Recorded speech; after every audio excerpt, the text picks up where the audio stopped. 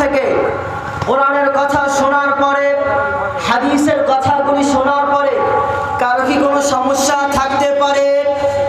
কোরআনের কথা, হাদিসের কথা শোনার পরে সমস্যা থাকতে পারে তার শরীরের ভিতরে আবু জাহলের রক্ত আসলার কথা বলেন ঠিক না বেঠিক?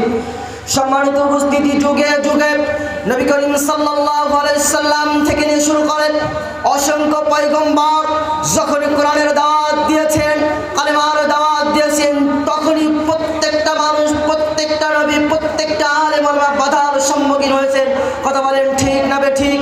হযরত মূসা আলাইহিস সালাম যখন কোরআনের দাওয়াত দিয়েছেন, কোরআনের দাওয়াত দেওয়ার কারণে ফিরাউন বাহিনী মূসাকে হত্যা করার জন্য নানান চেষ্টা করেছে। হযরত ইব্রাহিম যখন কালেমার দাওয়াত দিয়েছেন, কালেমার দাওয়াত দেওয়ার কারণে নমরুদ বাহিনী হযরত ইব্রাহিমকে মারার চেষ্টা করেছে।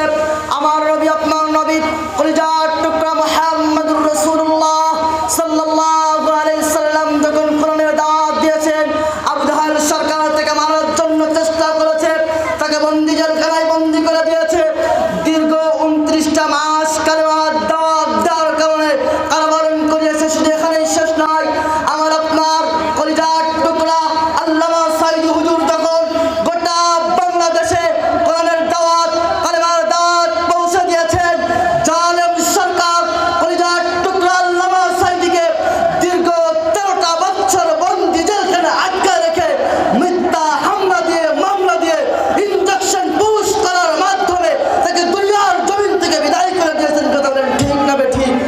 সম্মানিত উপস্থিতি, এই জন্য আমি আপনাদের সামনে বলতে চাই, কথা বলবো কোরআন থেকে, কথা বলবো হাদিস থেকে। এ কথা কার পক্ষে যায়, কার বিপক্ষে যায়, এটা দেখার বিষয় নয়। আমি যদি কথা বলি হযরতে মূসা আলাইহিস সালামের জীবনের উপরে, ফিরাউনকে বাদ দেওয়া যায় না। আমি যদি কথা বলি হযরতে ইব্রাহিম আলাইহিস সালামের জীবনের উপরে, নমরুদকে বাদ দেওয়া যায় না। আমি যদি কথা বলি মুহাম্মদুর রাসূলুল্লাহ সাল্লাল্লাহু আলাইহি সাল্লামের জীবনের উপরে, তাইলে আবু জাহল, উতবা, শাইবাকে বাদ দেওয়া যায় না।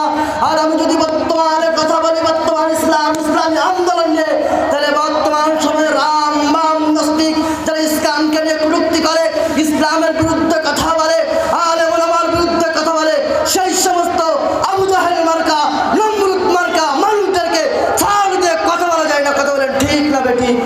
এজন্য আসুন কথা বলবো কোরআন থেকে, কথা বলবো হাদিস থেকে। আল্লাহ তাআলা কোরআনে কি বলেছেন আমরা একটু জেনে নেই। আল্লাহ রাব্বুল আলামিন কোরআনে ডাক দিয়ে বলেন, ইন্নামা ওয়ালিয়ুকুমুল্লাহু ওয়া রাসূলুহু ওয়াল্লাযীনা আমানুল্লাযীনা يقيمون الصلاة ويؤتون الزكاة